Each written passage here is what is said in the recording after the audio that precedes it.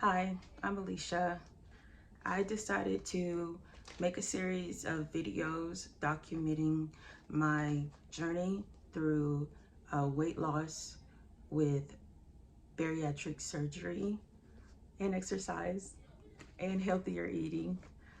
The reason why I'm doing this is to help others who are considering weight loss surgery as their way to getting to a healthier, a healthier lifestyle and a healthier body. When I was considering getting weight loss surgery, I looked on YouTube, of course, and looked up videos from other doctors and medical professionals. But an also important voice for me to hear was patients who have gone through the process, and because I want to know, like, what would it look like from that perspective? What would it possibly look like for me? I am not a medical professional. I am a teacher and I love music, but I want to be healthy.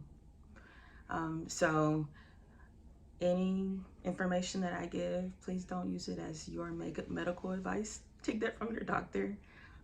This is just simply to give you my perspective, and I hope that it will be helpful for you in some kind of way. Okay, so why am I having the surgery? Well, I'm overweight. When I started telling people that I was going to have surgery, they were like, you don't need this surgery, you're just fine. And I'm not, though. Medically speaking, I'm considered obese. I believe my BMI is 41%. I am, I think, about 100 pounds overweight. I'm about 5'2.5", and I currently weigh 232 pounds, which is close to what I weighed right before I delivered my son, my older son. Except this time I don't have a baby. It's just all me. And I feel like it's a blessing and a curse that I have the proportions I have, out and out, because you can gain a lot of weight before it starts to look like, I think you got a little too much there, But it's a curse in that our American society will accept it as normal, being overweight or even obese. But I'm still a human being, no matter what society I live in. So my knees started to hurt walking around, and my blood pressure would get higher and higher over time. I didn't have as much energy that I used to have, not just because I'm not as young as I used to be, but just because my body is working harder just to get throughout the day. And also, I developed sleep apnea, and I also, oh, my son is in here. Yes, I had to stop the video for my son. Continuing. So my knees were hurting, and I started to develop sleep apnea, and my blood pressure started to get higher and higher. Sometimes it was scary how high it got. And after trying different ways to lose weight, different diets, losing weight and then gaining even more than where I was previously, then losing some weight and gaining even more than I was, so I would just get higher and higher and higher over time. And I just got honest with myself, and I knew where this was going. And in my family, the different cardiovascular risks that I have, for me, I believe it was the best choice to see if I was eligible for weight loss surgery. So with my HMO, I had to get a referral from my PCP, and she recommended to me a surgeon and when I saw the surgeon, we talked about the different options that are available to me, potentially available to me, and I decided to start the process toward gastric bypass surgery. You may already know that with the surgery, it can be really expensive, and if you have insurance that covers it, you have to meet certain requirements. And so I started that process. One of the requirements were that I had a BMI of at least 40, which I do, without a major health issue. I do have sleep apnea, but it's considered mild. But I'm on the machine because when I'm in a deep sleep, my oxygen saturation gets really low, dangerously low. So my ENT doctor and I chose to have me on a CPAP to help me not die in my sleep or have other, I guess you can't die in your sleep, but it's the side effects of sleep apnea that kill you. Anyways, I digress. Let's continue. So the pre-surgery requirements for me, at least a 40 BMI, and I had to have a consultation from the nutritionist. I also had to meet with a psychiatrist, psychologist for the psychological evaluation. My doctor also required me to have a stress test. And I was so like stressed about it, but it wasn't so hard. I just got on a bike for like 10 minutes, and they attached to my body some different stickers that monitored my heart and how fast my heart was working. And also I got an echocardiogram. She was looking at the technician was looking at the structures of my heart, and I'm still waiting on the results for that. And let's see, what else did I get done? I also needed to get an EGD. I hope I'm saying this correctly. It stands for endoscopy. And for that, I was also super nervous. Can you tell I have white coat syndrome? So every time they check my blood pressure, at first it's really high. Then after a while, I calm down and I think of an ocean, and my blood pressure isn't so scary. So the endoscopy, the doctor checked my esophagus and structures in my upper, what do they call this? The gastric system? Yeah, I'm not a science teacher, by the way, but y'all get the idea, right? But it wasn't so bad, and I was asleep before I knew it. It was super short, and I woke up. Everybody at the hospital was really nice. And then I met with my doctor again to go over all the requirements for getting ready for surgery.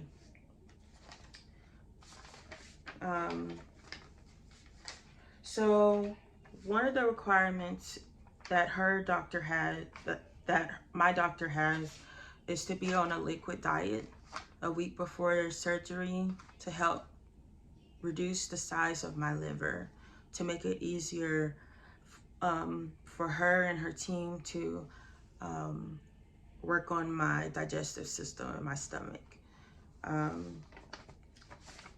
All the clinicians that I've talked to said that this is probably the most challenging part of the process, is the liquid diet. She doesn't require clear only for most of it. For most of it, I can have, she gave me a whole folder of stuff. Kind of information overwhelm, but good, important information that I'll be going over the next few weeks. But I can have full liquids as she described it. Let's see what it is. Stop aspirin, blood thinners, I don't take those. No NSAIDs like ibuprofen, Advil, Motrin. Okay, so the liquid diet is, I'm confused. Okay, here it is. Protein shakes. No sugar added carnation, instant breakfast, cream-based soups. Whereas my doctor simply put no lumps, no bumps. And then I think like the day before, it's clear liquids only, like coffee with nothing added to it, and water, chicken broth, that kind of stuff. Okay, next, let's talk about the supplements that I'll need. So as a bariatric patient, I learned that I will need to take vitamin supplements for the rest of my life. Hopefully it'll be very long. That's the goal. And my doctor, she had a handy dandy handout that tells me all the different mineral requirements that I will need. So when I look for different supplements, I need to make sure that I'm getting all this in. But my nutritionist did give me some recommendations, some options to try out for supplements. One was the bariatric, what is it called? Bariatric Fusion Complete Nutrition. So it's chewable, and I would take 2 in the AM, 2 in the PM, so 4 total every day. That's one option. Another option is for me to take, I think it's called Centrum Adult, not the like silver, any of those fancy stuff, just Centrum Adult, and then I can like make it smaller because those larger pills we don't really want. But listen, I'm new to the game, so definitely listen to your doctor about what you're supposed to do, and I'm going to make sure that I'm not confused about any of this.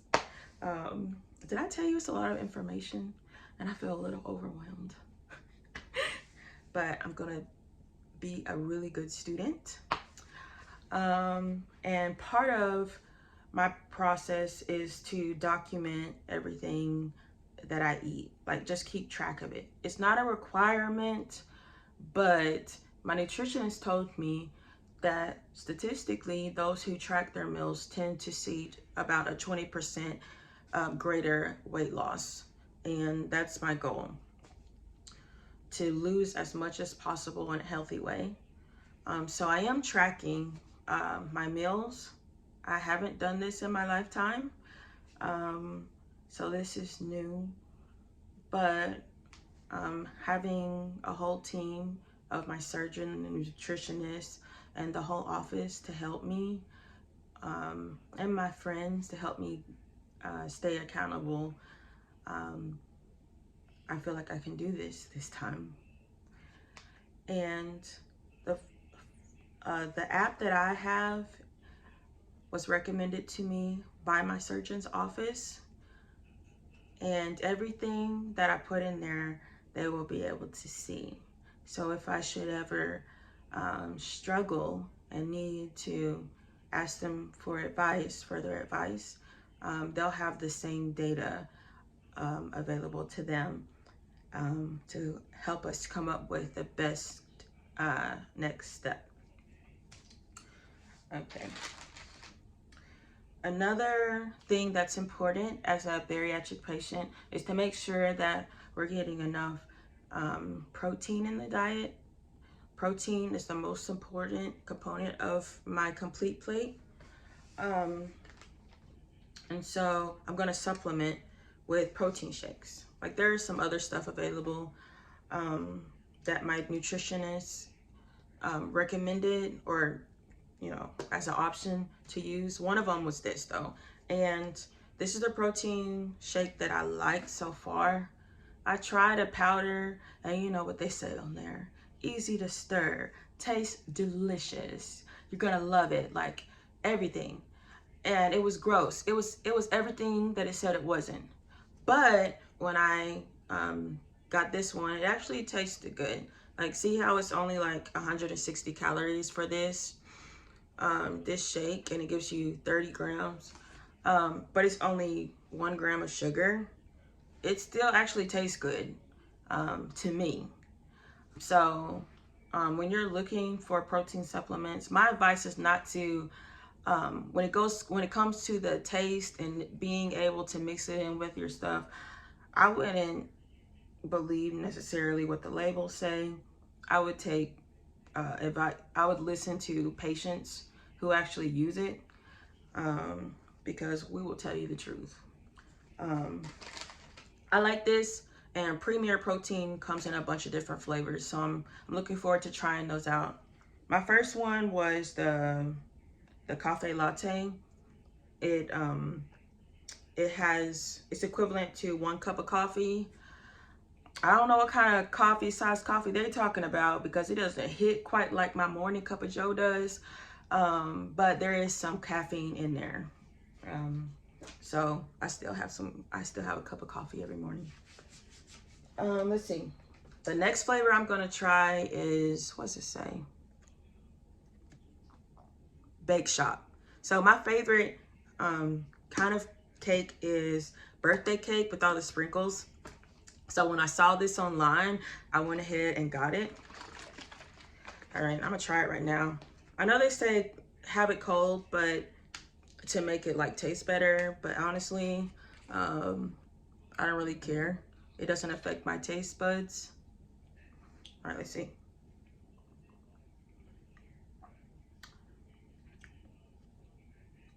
It tastes like a birthday cake. Good job. I'm not sponsored by them. I'm just, like I said, I'm doing this for people like me who want information from the patient's perspective. Yeah, this is good. Definitely don't drink this if you don't like sweet stuff, because this definitely tastes like a dessert. But look at here, it's only 160 calories. Okay, 30 grams of protein and 160 calories, 24 vitamins and minerals, 1 gram of sugar. Yeah, I can see that this is gonna be one of my favorites. And you know what? It kind of tastes like a milkshake. So I am actually gonna refrigerate these to see, like, does it give me that milkshake vibe? Because I think that milkshakes really won't be something I get to indulge in a lot. I mean, I can have some, like my nutritionist said, don't say you can't have something necessarily, but it may just mean in smaller portions. But who wants a small portion of milkshake? I mean, like, can we be honest? So I'm hoping like this really does it for me, you know? Okay, what's next? Another thing my nutritionist recommended was some chewable multivitamins. This is, I think it's Bariatric Advantage 2. I tried one. It was strawberry. It was gross. I mean, okay, it wasn't gross, but on a scale of 1 to 10, it was probably a 6. All right. But I mean, everybody has their own taste preference, so try it out. I do like it, like that it's not really chalky, like some pills can be when you chew them.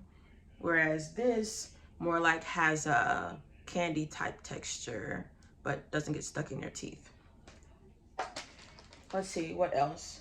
My doctor wanted me to try this as well. It's a meal replacement. we'll see how it goes.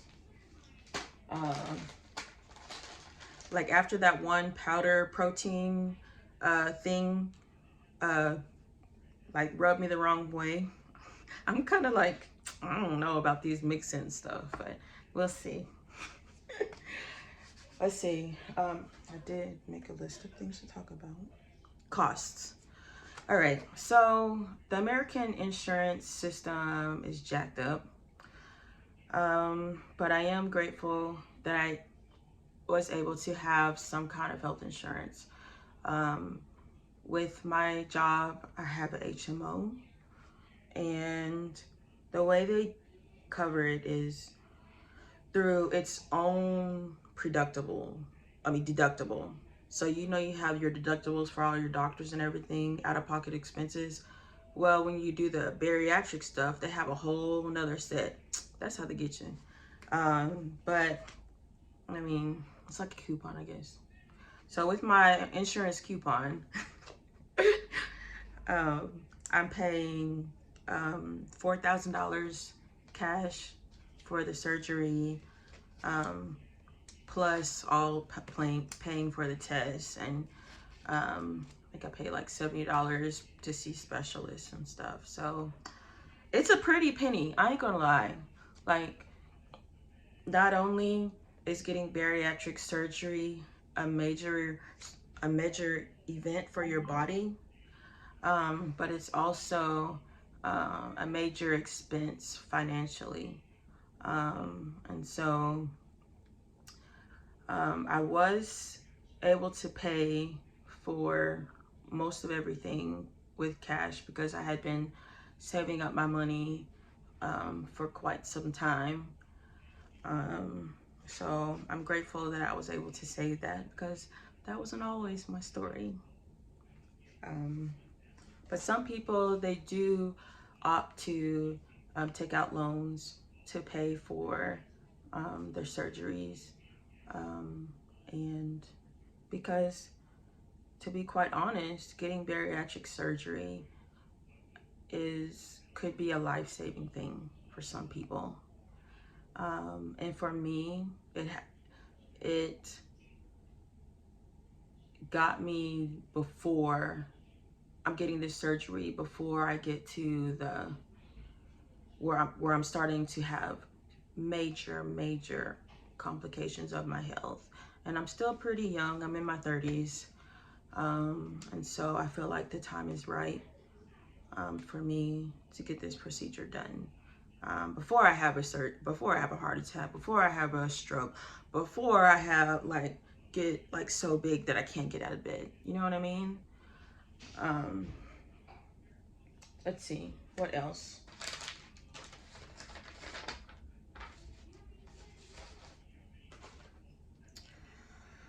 Oh, so happy stuff. I want to talk about yesterday. So yesterday I had my quote unquote last meal.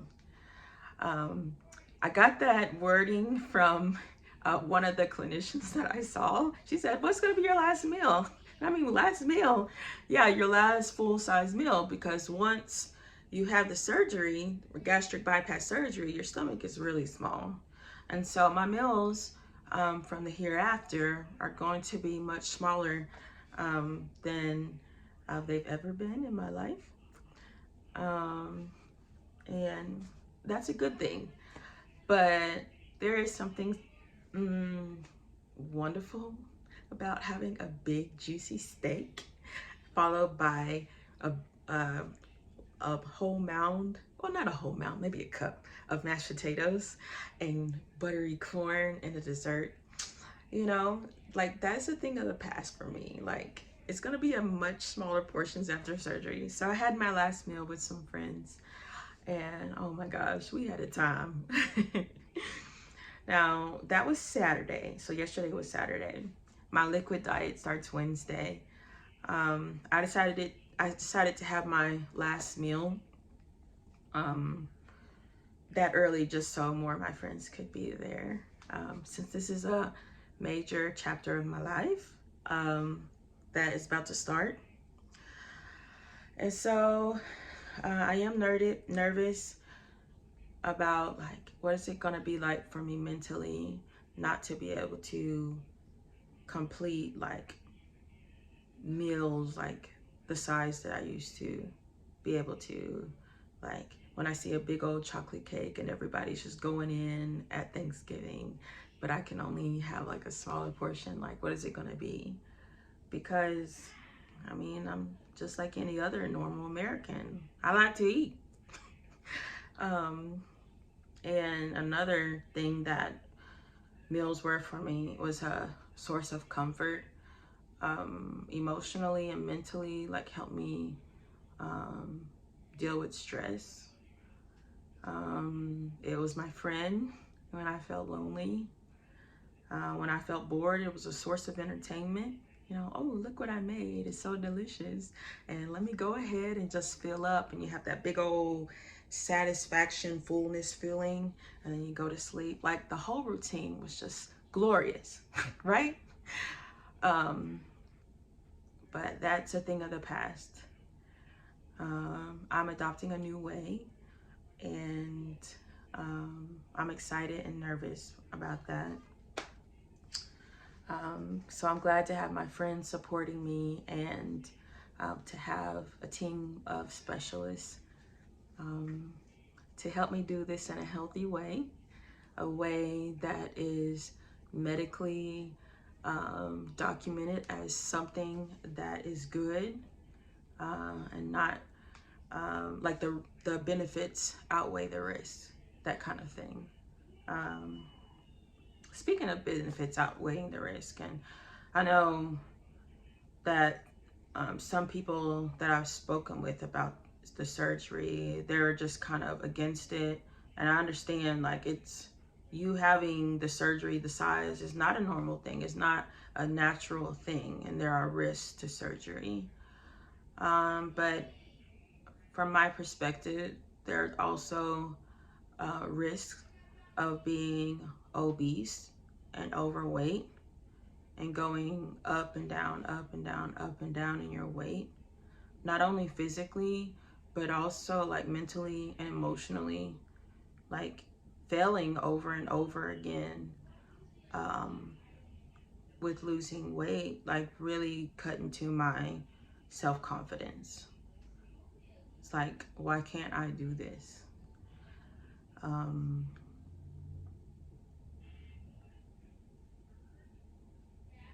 Which brings me to my next point. Stay in close contact with your therapist. I've had a therapist for quite some time now.